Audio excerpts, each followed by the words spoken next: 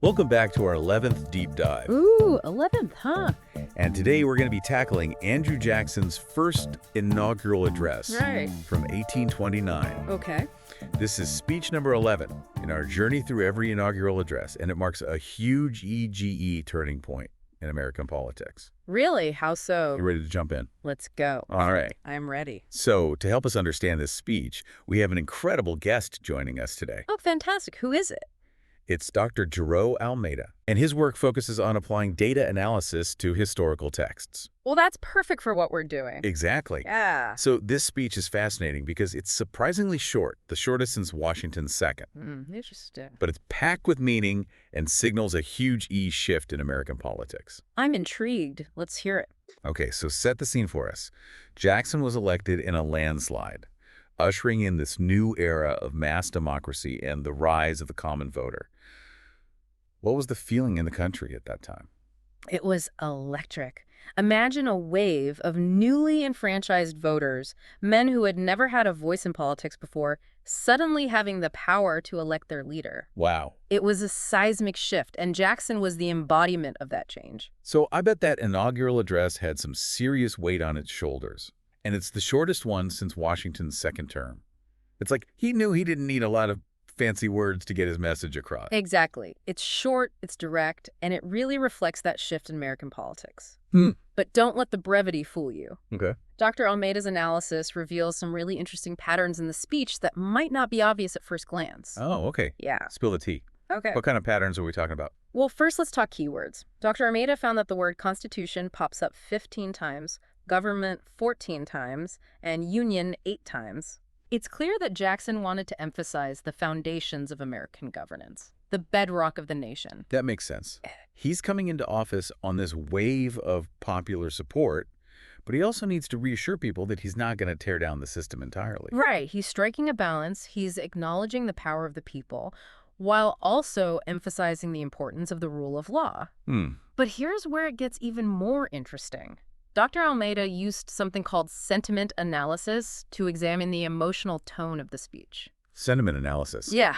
Okay, for those of us who aren't data whizzes, break that down for us. What is sentiment analysis, and what does it tell us about Jackson's speech? Think of it like analyzing the emotional tone of a text, like figuring out if a tweet is happy, sad, or angry, but on a much deeper level. Okay. And what Dr. Almeyda found was that there's this deliberate buildup of emotions throughout Jackson's speech. So it's not just what he's saying, but how he's saying it. Precisely. That's fascinating. It is. Jackson starts with this humble gratitude, scoring high in positive sentiment when he talks about the public trust. It's like he's acknowledging the weight of the responsibility placed upon him.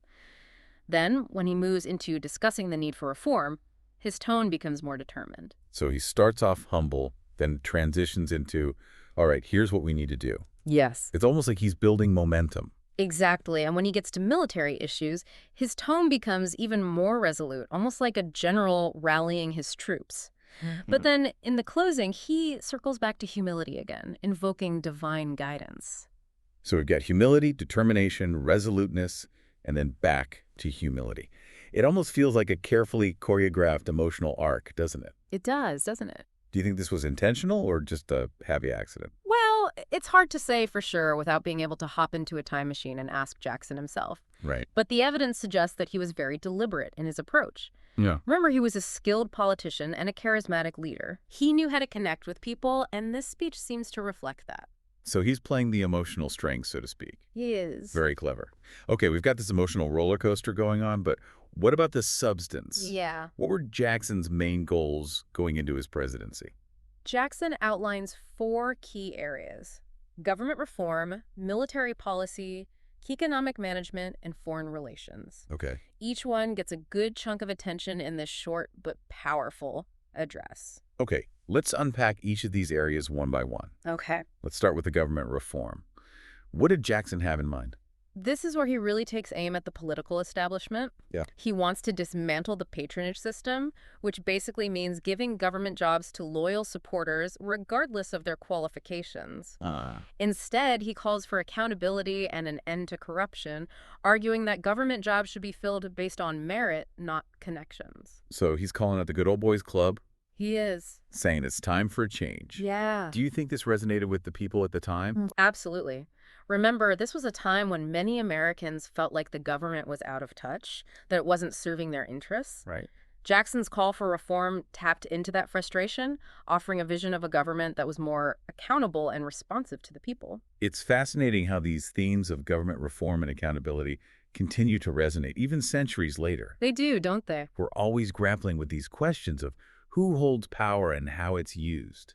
You're right. It's a timeless dilemma. Hmm. And Jackson's approach to it is both fascinating and relevant to our own political landscape. Okay, so we've got Jackson the reformer shaking things up in Washington. Yes. What about his military policy? What were his priorities there? Jackson, being a veteran of the War of 1812, was a big believer in the power of the citizen soldier. Okay. He preferred a strong national militia over a large standing army. Hmm. It's almost like he saw the militia as a way to ensure that the military remained under civilian control and accountable to the people. That's interesting. It's like he's trying to strike a balance between having a strong national defense, but also guarding against the potential for military overreach. Exactly. It's a delicate balance, and one that Jackson was very conscious of. Yeah. He wanted a military that was strong enough to defend the nation, but also rooted in the will of the people. Okay, we've covered government reform and military policy. Yes. What about Jackson's economic vision? Okay. What kind of policies did he favor? Jackson was a firm believer in fiscal responsibility. Okay. He was deeply wary of government debt and advocated for a balanced budget and limited government spending. It's almost like a preview of modern-day fiscal conservatism. So he's basically saying, let's live within our means and avoid racking up unnecessary debt. He is. Sounds pretty familiar, doesn't it? It does, doesn't it? These concerns about government spending and debt are themes that have echoed throughout American history. Yeah. And they're still very much a part of our political discourse today. It's amazing how certain issues just keep coming back around generation after generation. They do. Okay, so we've got reform, military strength rooted in the people, and fiscal responsibility. What about foreign relations? What was Jackson's approach on the world stage? Jackson generally favored a cautious approach to foreign affairs. He believed in neutrality and peaceful relations whenever possible, avoiding entangling alliances. It's a bit of an America First approach, Right. focusing on domestic issues and consolidating American power at home before venturing too far abroad. That makes sense, considering the U.S. was still a relatively young nation at that point. Yes. He had his hands full building a nation, dealing with internal divisions and economic challenges. Right. Maybe getting involved in foreign conflicts just wasn't a top priority. That's a great point. It's important to remember the historical context. Yeah. The U.S. was still finding its footing on the world stage, Hmm. and Jackson's foreign policy reflected that. So all in all, we've got a president who's focused on reform, fiscal responsibility, military strength rooted in the people, and a cautious approach to foreign affairs. Quite a platform. It is. And what's remarkable is how much he manages to convey in such a short speech. Right. It's concise, it's clear, and it speaks directly to the people. Yeah. No wonder it's considered a landmark address in American history. It's like he cracked the code of political communication for the age of mass democracy. You could say that. But this is just the tip of the iceberg. Oh, yeah. We've only scratched the surface of Jackson's first inaugural address and its impact on American politics. For sure. Let's take a quick break. Want to equip your child with the skills of top global consultants? Don't let them fall behind. Raising Tomorrow's Leaders, The Consultant's Mindset by Dr. Jareau Almeyda is your guide to fostering essential skills in your children for their lifelong success. Available now on Amazon. Welcome back to our deep dive into Andrew Jackson's first inaugural address. We left off talking about Jackson's knack for connecting with everyday Americans. His plain-spoken style was a breath of fresh air compared to the more formal speeches of his predecessors. It was. Yeah. And remember, his inauguration happened during a time of immense change. Right. The U.S. was expanding westward, and this new era of mass democracy was taking root. It was a period of both excitement and uncertainty. So how did all this historical context shape Jackson's message? Oh, it absolutely did. It must have been a pretty pivotal moment.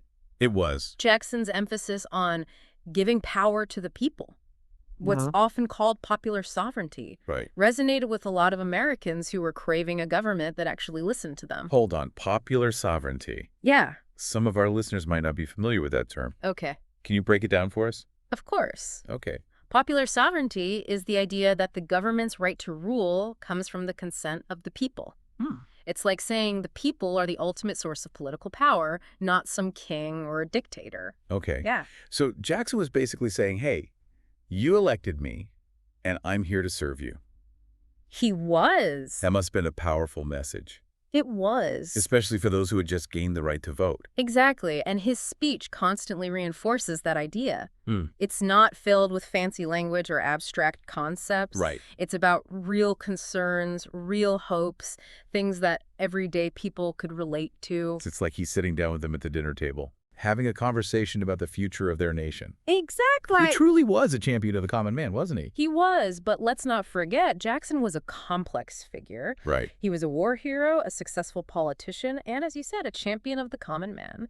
But he was also a slave owner and a driving force behind Indian removal policies. That's a crucial point. Yeah. We can't ignore the darker aspects of his legacy, even as we admire his accomplishments. Absolutely. History is never black and white. No. And understanding Jackson's personal history, with all its contradictions, is vital for understanding his political vision. So how did his background shape his presidency, in your opinion? Well, his experience as a military leader clearly influenced his views on national defense and foreign policy. And his journey from humble beginnings to the highest office in the land fueled his deep commitment to the everyday citizen. It's like his life story is woven into the very fabric of his presidency. It is, and that's what makes this speech so fascinating. It's not just a bunch of political promises. Yeah. It's a glimpse into the mind of a remarkable and, yes, flawed individual. Speaking of flaws, Okay. we can't avoid the elephant in the room. Right. Jackson was a fervent supporter of Indian removal, He was. a policy that resulted in immense suffering for Native American communities. Yes. It's a dark stain on his legacy Yes. that we can't simply brush aside. You're right, and it's important to acknowledge this difficult part of his presidency, Yeah. even as we analyze his achievements. Because ultimately, Yes, understanding history means confronting its complexities, it does. both the good and the bad. I completely agree, and it reminds us that even great leaders can make grave mistakes. Okay, let's shift gears for a moment All right. and talk about the speech itself, not just the man behind it. Okay. We've talked about its historical context and Jackson's personality, Right. but what about its literary qualities? Hmm. How does it hold up as a piece of writing? Well, as we've discussed, Jackson's style is all about brevity and directness. It's not a flowery, poetic speech, Right. but it's effective in its simplicity. It's less about dazzling the audience with fancy words and more about getting straight to the point. Exactly, and remember, this was a deliberate choice. He wanted to connect with ordinary voters. Right. And he knew that using overly complex language would only alienate them. It's almost as though he's having a direct conversation with the American people. That's a great way to put it. And this conversational style, combined with his focus on relatable themes, makes the speech surprisingly engaging, even nearly 200 years later. So while it might not be considered a literary masterpiece, Right. it's undeniably powerful political rhetoric. Absolutely. And its impact on American political discourse is undeniable. Dr. Almeyda, we've covered a lot of ground in our deep dive, And we have. but I want to end this section with a big picture question. Okay. What is Andrew Jackson's legacy? How should we remember him? That's a question that historians still grapple with. Yeah. He was a walking contradiction, a champion of democracy who also defended slavery, a military hero who orchestrated Indian removal. It's a reminder that historical figures are rarely simple heroes or villains. Exactly. But there's no denying Jackson's huge impact on American history. He helped shape the modern presidency, expanded democracy, and ushered in a new era of American politics. So, a complicated legacy for a complicated man. Precisely. And I think the best way to remember him is to acknowledge both his achievements and his failings. Because ultimately, that's how we learn from the past and strive to build a better future. Well said. And that brings us to the end of part 2 of our Jacksonian exploration. It's amazing to think how this one speech has echoed through American history. It really is. You know, Jackson's impact goes far beyond his specific policies. Right. He changed the way presidents communicate, and that influence can still be felt today. You mentioned that his direct, plain-spoken style inspired later presidents. I did. Can you give some specific examples? Absolutely. Okay. Think about Abraham Lincoln. His speeches, particularly the Gettysburg Address, are known for their clarity and emotional power. Right. And then there's Teddy Roosevelt, Oh, yeah. another president who embraced a more down-to-earth style of communication. Right.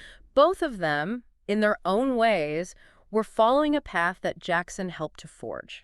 It's like Jackson created a blueprint for connecting with the everyday American, a blueprint that's still relevant in the age of Twitter and social media. That's a great point. Yeah. It's not just about the words themselves. Right. It's about that direct connection, that sense of authenticity that Jackson was so good at conveying. Yeah. So his legacy isn't just about government reform or military policy. It's also about how he reshaped the relationship between the president and the people. Exactly. It's about bringing politics down to earth. Yeah. Making it relatable, even personal. He showed that a president could be both powerful and relatable. Right. Commanding respect while also connecting with ordinary citizens. And that's a legacy that has endured for nearly 2 centuries. Before we wrap up, Okay. I want to ask you one final thought-provoking question. Right. Imagine we could bring Andrew Jackson back to life Okay. and show him the state of American politics today. What do you think his reaction would be? That's a tough one. Jackson was a man of his time, and I think he'd have a lot of trouble wrapping his head around our modern world. Yeah. But if I had to guess, All right. I think he'd be both impressed and disappointed. Okay, break that down for us. Okay. What would impress him? I think he'd be amazed by the expansion of democracy since his time.